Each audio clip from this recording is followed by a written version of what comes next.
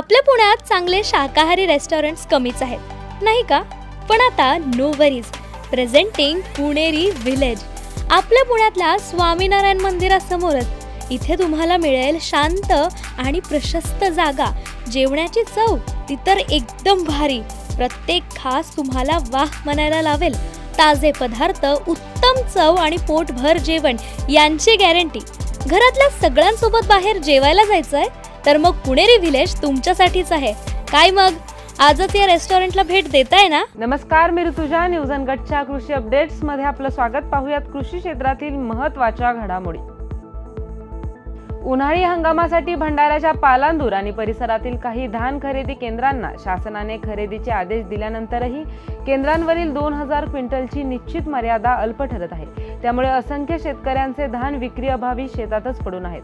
खरेदी केंद्रांवर पोहोचल्यानंतर लिमिट फुल झाले आहे असे सांगितले जात असल्याने शेतकऱ्यांना निराश होऊन परतावे लागत आहे.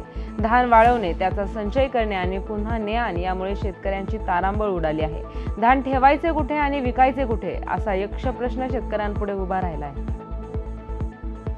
यंदाच्या खरीप हंगामासाठी बँकांनी नेहमीप्रमाणे पीक कर्ज वाटपात हात आराखडा घेतल्याने शेतकऱ्यांना शेवटी सावकारांचे उंबरठे झिजवावे लागत आहेत. खरीप हंगामाच्या तोंडावर अमरावती जिल्ह्यात 36,000वरून अधिक जणांनी 121 कोटींपेक्षा जास्त रकमेचे कर्ज घेतले असून त्यात बहुतांश शेतकरी आहेत. अवकाळी पाऊस, शासनाची बदलती धोरणे, पर्यावरणीय बदल यामुळे शेतीचे स्वरूप अनिश्चित होत आहे. अनेकदा शेतकऱ्यांच्या हाती निराशाच येते. त्यातून सर्वत्र हताशाचे वातावरण पाहायला मिळते. मात्र शेतीला जोड व्यवसाय म्हणून कृषी पर्यटन व्यवसाय उभा केला तर शेतकरी समृद्ध होईल असे प्रतिपादन प्रसिद्ध अभिनेते मिलिंद शिंदे यांनी केले. महाराष्ट्र सरकारने धान्यावर आधारित महाराष्ट्र मेड लिकर तयार करण्यास परवानगी दिली असून देशी विदेशी दारूच्या दरात 50 ते 70% वाढ केली आहे. यामुळे उत्पादन शुल्क महसूल वाढवण्याचा सरकारचा हेतू स्पष्ट झालाय. राज्यात 15 जून नंतरच मान्सूनचा पाऊस पूर्णपणे सक्रिय होण्याची शक्यता आहे. त्यामुळे शेतकऱ्यांनी पेरण्या करण्याची घाई करू नये अशी माहिती मंत्रिमंडळ बैठकीत कृषी विभागाने दिली आहे. भोर आणि राजगड तालुक्यातील शेतकऱ्यांनी सोलर ऊर्जा योजनेचा जास्तीत जास्त लाभ घ्यावा. प्रशासनाने तालुक्यात अवकाळी पावसाने झालेले नुकसान आणि खरीपाच्या तयारीबाबत येणाऱ्या अडचणींसाठी शेतकऱ्यांना तातडीने मदत करावी अशा सूचना सुप्रिया सुळे यांनी दिल्या. कृषी मंत्री माणिकराव कोकाटे यांचे खासगी सचिव संतोष पाटील यांना सहकार विभागाचे सहसचिव आणि कृषी मंत्रालयाचा कारभार पाहावा लागत आहे.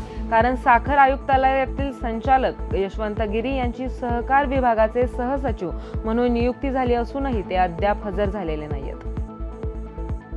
अमरावती जिल्ह्यातील वरुड मोर्शी हा भाग संत्रा उत्पादनात आघाडीवर असून याला विदर्भाचा कॅलिफोर्निया असेही म्हणतात. याच वरुड तालुक्यातील पुसला गावात 2 भावंडांनी शास्त्रोक्त शिफारसींचा अवलंब करत संत्रा उत्पादनात आघाडी घेतली आहे. या बातमीसह वेळ झाली आहे कृषी अपडेट्स मध्ये इथेच थांबण्याची. पाहत रहा न्यूज अनकट.